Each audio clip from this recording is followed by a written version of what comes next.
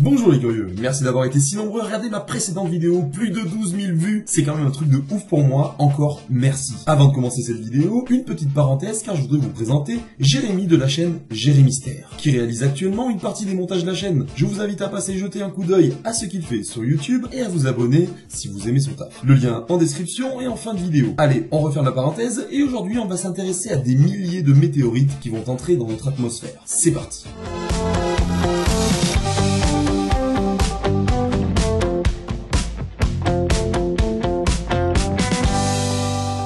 Une étoile filante est le phénomène lumineux qui accompagne l'entrée dans l'atmosphère d'un corps appelé météoroïde. Il s'agit d'un petit corps circulant dans l'espace à une vitesse pouvant atteindre 42 km/s ou 151 200 km/h. Lorsque son orbite croise celle de la Terre, cela ne fait pas bon ménage. Cette traînée lumineuse est causée par la vaporisation du corps et l'ionisation de l'air sur sa trajectoire. Le météoroïde laissant derrière lui un sillage de gaz très chaud, ionisé et lumineux que l'on nomme plasma. L'échauffement à l'origine du plasma est principalement dû à la compression de l'atmosphère en avant du corps supersonique et non à la friction comme on le pense souvent. Les pluies d'étoiles filantes se produisent quand la Terre passe dans un essaim météoritique, qui est laissé par l'orbite d'une astéroïde ou d'une comète. Durant son passage dans celui-ci, il y a des périodes avec plus ou moins de météores par heure. Depuis le 20 juillet et jusqu'au 25 août, nous sommes dans les Perséides, aussi nommées larmes de Saint-Laurent, qui atteindront leur pic du 12 au 13 août. Et nous pourrions avoir entre 70 et 110 étoiles filantes par heure. Autant vous dire qu'il va falloir se lâcher sur les vœux, car il paraît que quand on voit une étoile filante, il faut faire un vœu pour qu'il se réalise. Bon, ok, ça reste une croyance comme une autre et ça ne coûte rien d'essayer. Bon, pour redevenir un peu plus cartésien, il faut savoir que tous ces débris proviennent de la comète Swift-Tuttle et ne mesurent pas plus d'un grain de sable, voire un petit poids au maximum. En remontant dans le temps, on se rend compte que les premières observations de ce phénomène datent de l'an 36 en Chine et de l'an 811 en Europe. Mais ce n'est qu'entre 1864 et 1866 que l'on associe les Perséides à la comète Swift-Tuttle. De plus, on leur donne le nom de Perséides car les étoiles semblent provenir de la constellation de Persée. Et son deuxième nom, les larmes de Saint-Laurent, est le nom donné traditionnellement et poétiquement à ce phénomène, car l'on fête Saint-Laurent de Rome le 10 août, se situant non loin de l'intensité maximale de cet événement. C'est d'ailleurs la pluie d'étoiles filantes la plus fournie de l'année. Alors, on prépare son petit duvet, le matériel photo pour les passionnés et on lève les yeux au ciel pour profiter de l'événement. Et voilà les curieux, si cette vidéo vous a plu, on lâche un pouce vers le haut et on s'abonne pour ne plus louper aucune des vidéos. Et surtout, n'oubliez jamais que la curiosité est signe d'intelligence. Ciao, bye bye les curieux.